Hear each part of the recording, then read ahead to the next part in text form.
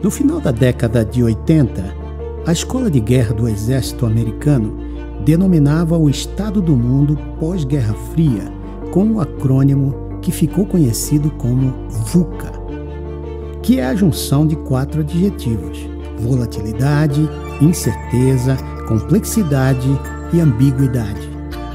A partir deste momento, o mundo passou a adotar o acrônimo para definir-se. Um mundo volátil, onde as coisas acontecem de forma rápida, as decisões são tomadas conforme os eventos, a reação é imediata e imprevisível. O mundo é incerto, onde há uma incapacidade de se saber tudo plenamente. O que era na modernidade certo e seguro, não há mais certeza. O mundo é complexo, pois temos, devido à globalização e à tecnologia digital, a interconectividade e interdependência das ações e reações. O mundo é ambíguo, onde as pessoas precisam estar abertas a mais de uma interpretação. A ausência de modelos que possam explicar a realidade do contexto em que vivem. É este mundo que a Igreja vive e se comunica. Te convidamos para entender o mundo VUCA nesta semana missional.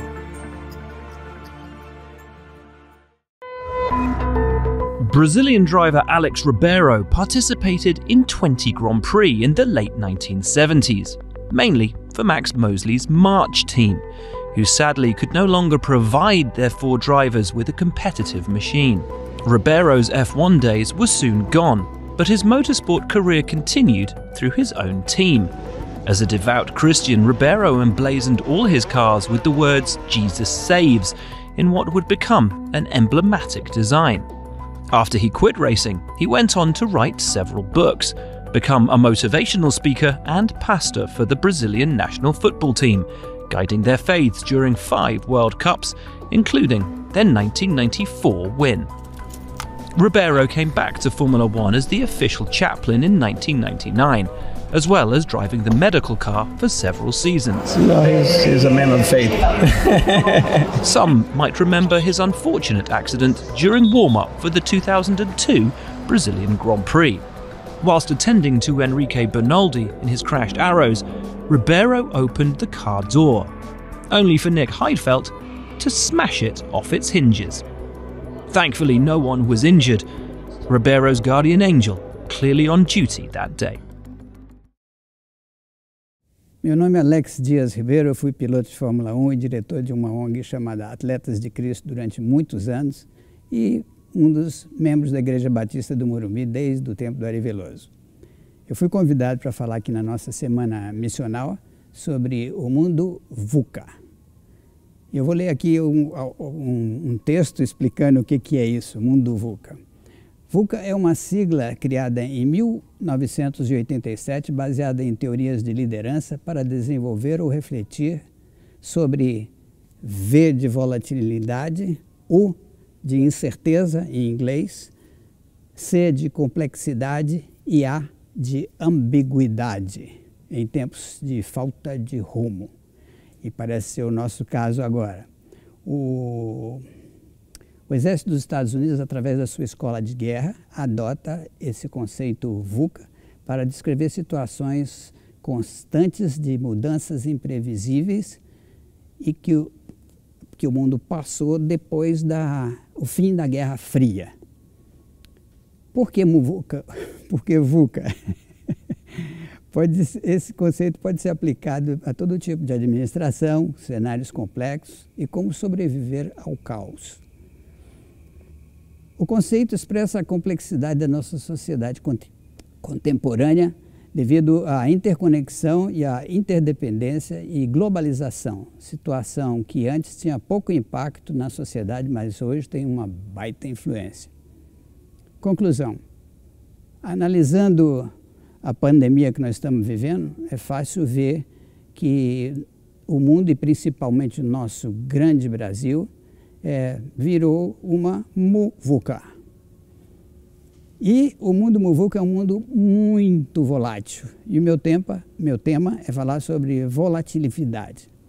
Então eu fui começar a montar essa conversa aqui buscando um dicionário.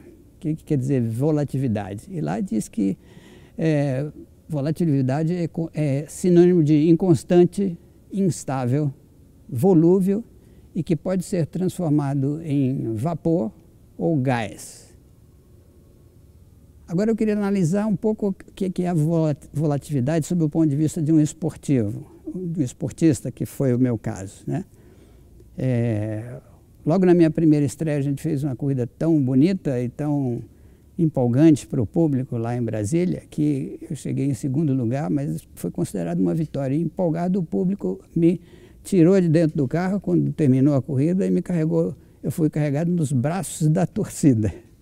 Mas do jeito que eu fui carregado nos braços da torcida, por ter ido bem numa competição esportiva na minha estreia, eu também assisti muitos colegas meus durante os anos saírem carregados numa maca mortos. Porque naquele tempo o automobilismo era muito perigoso e matava 1 ou 2 pilotos de Fórmula 1 por ano, essa era a média. Então, ainda pegando uma carona na volatilidade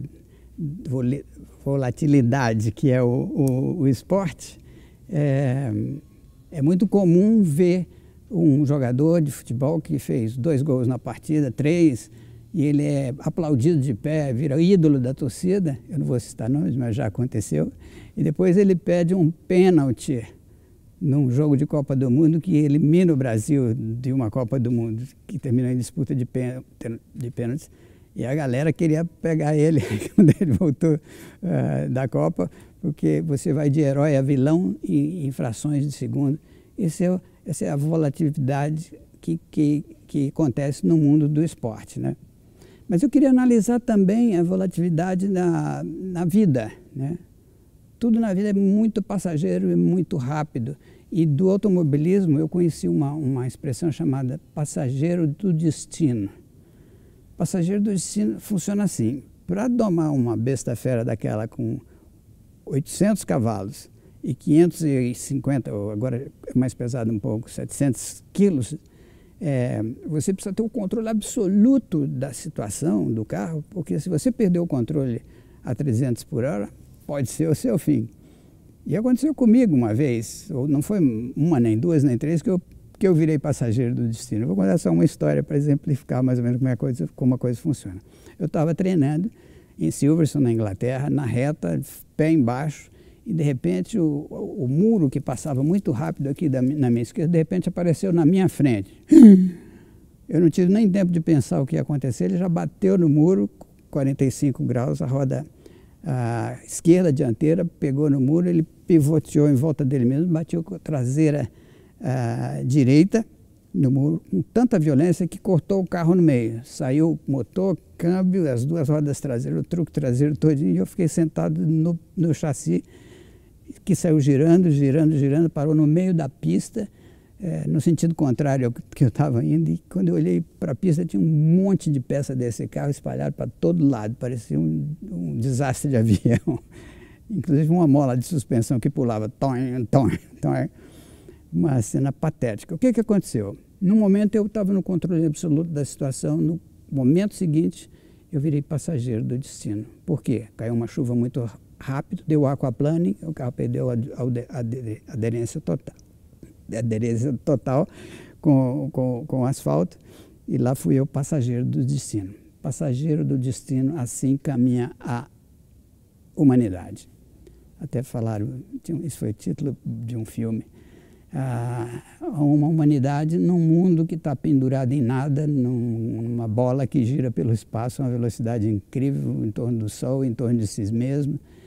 E é um mundo perigoso, ele não está preso em nada, ele está soltinho no espaço, né? Então, basta um meteoro trombar com o planeta, que acontece o que já aconteceu, que eliminou os dinossauros daquela era antiga, antes de começar o livro de Gênesis, né? A Terra estava sem forma e vazia, era o caos total, provavelmente depois de um cataclisma desse tipo, né?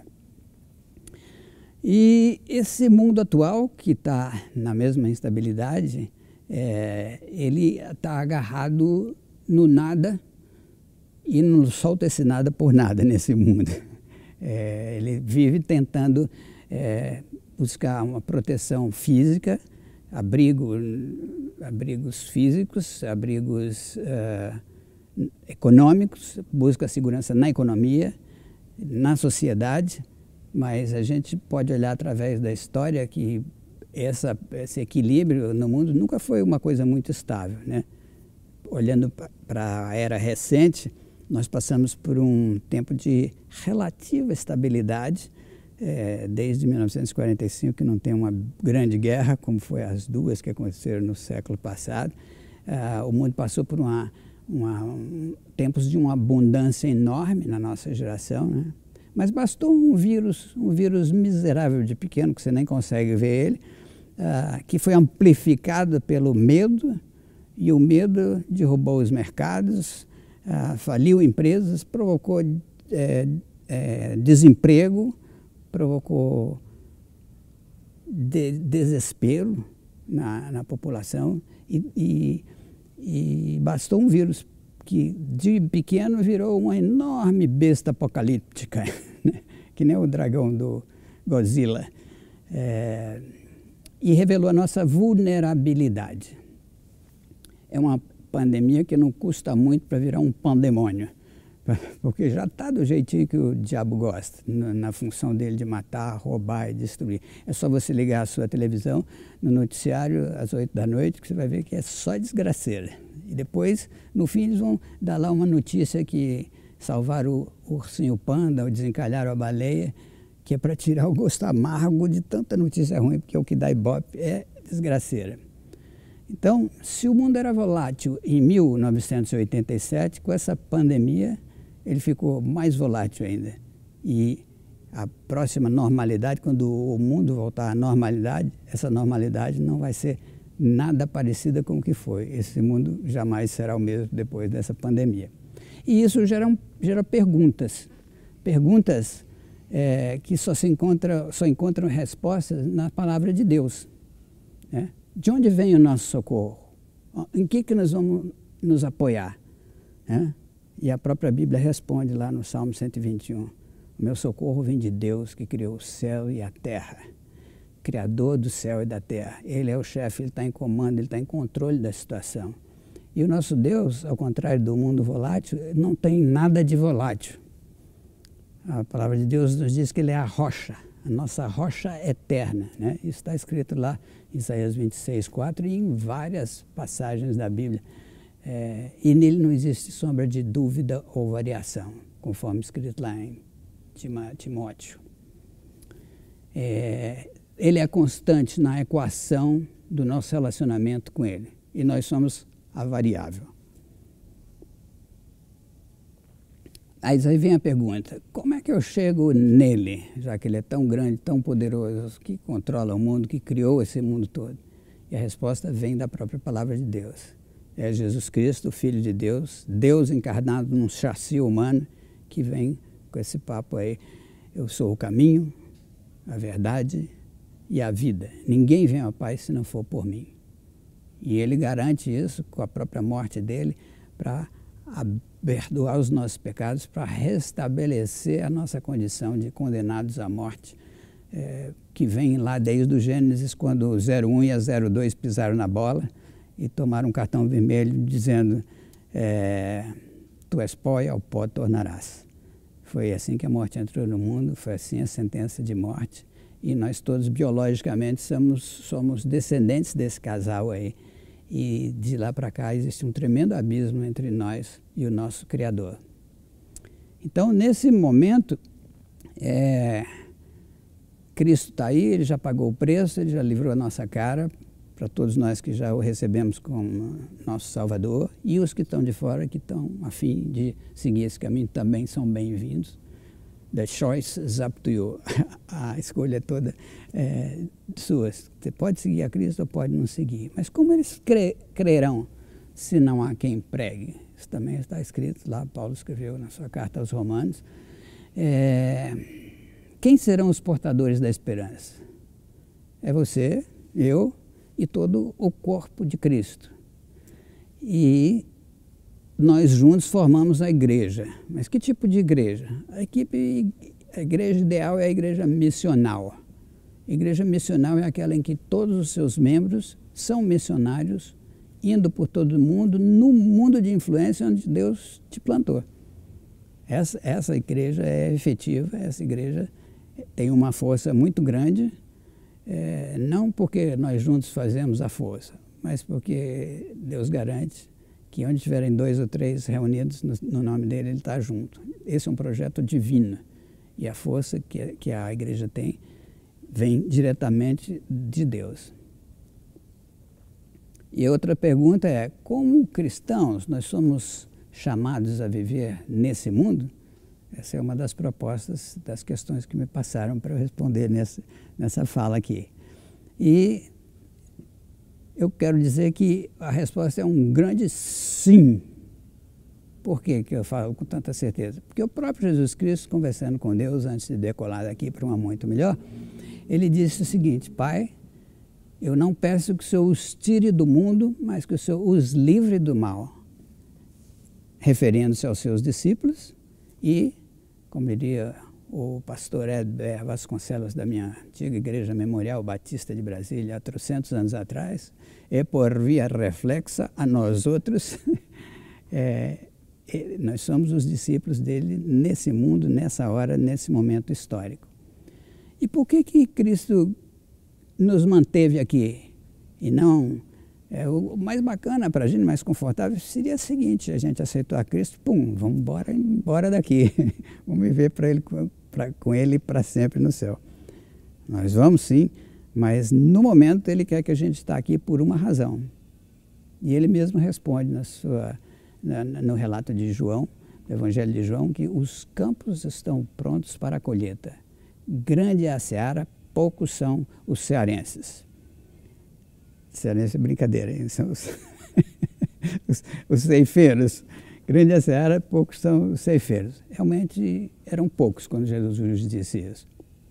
Mas hoje, nós que somos os herdeiros da promessa e da mensagem e do desenrolar da história, somos mais de 2 bilhões de cristãos no mundo inteiro.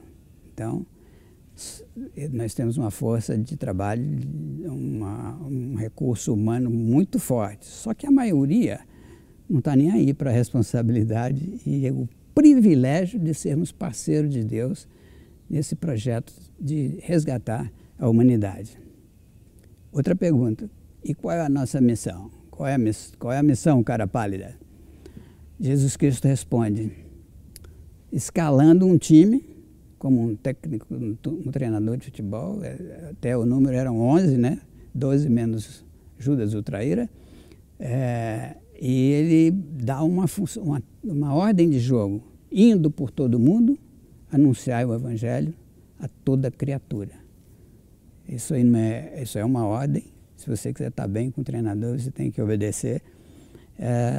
E é um privilégio jogar nesse time. Agora, a missão é impossível ou é possível? Essa é a grande questão que nós temos que nos perguntar. Eu diria que é uma missão impossível, humanamente falando. O que torna ela possível é que antes dessa ordem, indo por todo mundo, anunciar o Evangelho a toda criatura, fazer discípulos de todas as nações, batizando-os em nome do Pai, do Filho e do Espírito Santo, ensinando-os a guardar todas as coisas que eu vos tenho ordenado, ele disse uma coisa no verso anterior. Ele disse: todo o poder me foi dado no céu e na terra. Portanto, ide e anunciai o Evangelho a toda criatura. O que houve aqui? Uma delegação de poder. Então, nós não estamos nessa parada sozinhos, não. Nós estamos no poder de Deus concedido a Jesus Cristo, que delegou para a gente. E como é que termina o papo? Aí ele termina já no fim do livro de João com: e eis que estou convosco todos os dias até a consumação dos séculos. Ou seja, com o poder dele e com a presença dele junto com a gente, até a consumação dos séculos, a missão é plenamente possível. Outra pergunta: como formamos discípulos para que possamos ser enviados a esse mundo e proclamarmos a missão de Deus? E a resposta é simples, aqui é um bom senso, é conscientizando o povo de Cristo que Jesus delegou a função de proclamar o Evangelho a todos os seus discípulos em todas as gerações, os discípulos da geração Atos dos Apóstolos e nós da geração atual.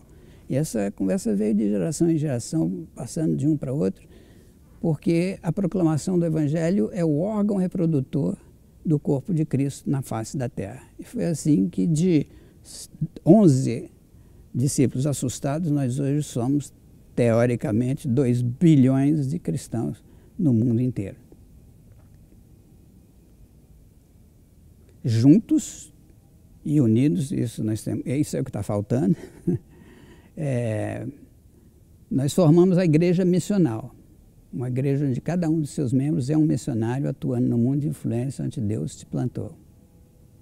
Uma igreja que vai de encontro às necessidades do ser humano nesse mundo volátil, ou mundo VUCA, trazendo a mensagem da salvação, a segurança do nosso destino eterno e a proteção de Deus somada à sua promessa de dias muito melhores, não só aqui, mas por toda a eternidade. Para que isso aconteça, a igreja missional tem que extrapolar as 4 paredes da igreja, ela tem que ir para fora, até mesmo porque a ordem de Jesus é ide. E infelizmente, muitas das vezes, nós estamos trocando o ide por todo mundo pelo vinde à nossa paróquia. E a ordem continua sendo ide, então nós temos que ir para fora, partir para cima do mundão volátil. E para isso nós precisamos falar uma linguagem que o mundo entenda. Não adianta a gente ir lá para o mundo tentar falar para aquele cara que não sabe nada das coisas de Cristo, a linguagem que a gente fala dentro da igreja, porque o cara não vai entender nada. E para isso Deus criou as linguagens universais, como a arte, as artes gráficas, a música, né? E na nossa, mais recentemente, o esporte. O esporte é um meio de comunicação. Quando um cara corre 100 metros em menos de 10 segundos, todo mundo já entendeu a façanha, né? Então nós temos essas 3 linguagens universais e agora Deus nos deu meios de comunicação ao alcance de todo simples mortal. Através da internet, das redes sociais. Hoje a gente manda essa mensagem aqui e o irmão vai ouvir isso lá no Japão, ou na China, ou na Índia, quase que em tempo real. Isso é uma coisa que geração nenhuma teve antes da nossa. E nós precisamos ir por todo mundo sem ser do mundo. E aí o apóstolo Paulo dá um conselho muito bacana aqui para a gente. Ele diz que buscar as coisas que são do alto. Desculpa, é João que fala isso. Não, é Colossenses, é Paulo, desculpa. Buscar as coisas que são do alto, onde Cristo está assentado à direita de Deus. Mantenha os seus pensamentos nas coisas de cima e não nas que são de baixo. Por quê? Porque esse mundo passa e com ele a sua cobiça. Mas aquele que faz a vontade de Deus permanece para sempre. Resumindo, diante de tudo que foi exposto aqui, nós somos a primeira geração a dispor dos recursos técnicos, humanos, econômicos e espirituais para concluir o ide por todo mundo na nossa geração. E com isso nós temos uma boa chance de entrar para a história até como uma geração apocalipse. Por que não? Jesus disse que o dia que esse evangelho do reino for pregado para testemunho a todas as nações, virá o fim dessa era e o início de uma era fantástica, pilotada diretamente por Deus. Mas para isso a igreja tem que ser missional, e a igreja missional tem que ser flex, que nem a água que atua nos seus 3 estados, como sólido, quando ela é gelo, no sentido líquido, quando ela é água, e no vapor, ou gás, quando ela evapora e sobe até as nuvens e torna em forma de água num ciclo perfeito que se renova e mantém a umidade, mantém os seres vivos, todos os seres vegetais e animais. Uma obra de engenharia fantástica que só podia ser escraneada pelo próprio Deus. E qual o resultado final de tudo isso? Antes do resultado final, quer dizer, voltando à analogia com a água, a igreja também, ela pode funcionar no seu estado físico, modelo tradicional, com o templo, com a gente se vendo cara a cara, se abraçando, no mundo físico, real, palpável. Ela quando vai para o estado gasoso, é no sentido de que a comunicação hoje, tecnicamente, já é feita pelo espaço, através dos cultos virtuais, quando a igreja é virtual. E agora a pandemia está nos ensinando uma lição muito legal sobre igreja virtual. E também que a água, no sentido espiritual, a água, ela é usada na Bíblia, quando Jesus se refere a ela, né, eu sou a água viva, é a parte espiritual. E aí sim, o resultado final é que um dia toda a terra se encherá do conhecimento da glória de Deus como as águas cobrem o mar. É muito legal. Ela tem o formato esférico, grande parte, porque a água nivelou tudo por cima. Então ela é uma bola rodando aerodinamicamente perfeita, porque todos os vales e montanhas subversos foram nivelados por cima. E espiritualmente isso vai acontecer quando o reconhecimento da glória do Senhor, a terra se encher do reconhecimento da glória de Deus, ela vai cobrir toda a terra. E aí Jesus vem e diz aquela coisa maravilhosa, né? Eu sou a água viva. Aquele que beber da água da vida que eu lhe der, jamais terá sede. E do seu interior brotarão rios de água viva. E isso é um negócio fantástico. Isso é o que está para acontecer. Isso é o norte. A raça humana caminha para esse dia e o nosso mundo instável e volátil ganha uma realidade que é uma proposta do outro mundo, que é a garantia de Deus, que Ele vai finalmente dominar sobre toda a Terra e nós vamos viver uma outra ordem mundial muito diferente dessa que nós estamos vivendo agora. E com isso eu termino a minha fala, pedindo a Deus que nos dê a sabedoria, o desejo, a paixão por pôr em prática essas palavras tão preciosas que Ele deixou, essas instruções que Ele nos deixou, usando os recursos que nós temos agora. Agora sim, nós podemos concluir a tarefa do ID por todo mundo na nossa geração. Esse é um baita desafio e é um desafio que eu quero propor a você que faz parte do time de Cristo, para que juntos nós possamos correr a carreira que nos está proposta, olhando para o autor e consumador da nossa fé. E vemos com os nossos próprios dias, um dia essa terra ser revestida do conhecimento da glória de Deus. Deus abençoe. Amém.